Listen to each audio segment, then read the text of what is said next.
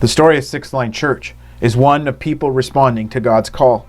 In 1834, a group of families left Germany to live in Canada. Their trip lasted 13 weeks and they'd make their way to the Nottawasaga region in the later part of October 1834. Dr. E. Morris Sider would share about one of those families. He would write, "Had it not been for Conrad and Mary Swallem, the Nottawa district of the Brethren in Christ Church might never have been established." It was Mary's conversion. She would share at the Markham Church that one day while reading her Bible, she realized she didn't know Jesus and she needed Jesus. And so she called out to him. One day while walking through a field, she surrendered her life to Christ and the church would respond. The church would send workers. And by 1850, regular religious services were being conducted in the homes of members of a small congregation near Duntroon. That congregation would grow, members would move in, converts would come, and the church increased. And so in 1878, a building would be built on the 6th line of the Nottawasaga Township, and they would take the name Sixth Line Church.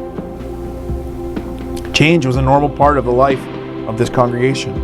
People's lives would begin to be changed by Jesus, and the church would continue to respond in sharing the gospel.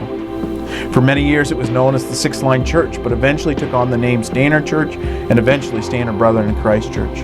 The name may have changed, but people continued to respond to the call of God in their life. And after 106 years of being in one building, it was decided that it was time for a new building. And so fundraisers began, and in the May of 1985, the ground would be broke for a new building.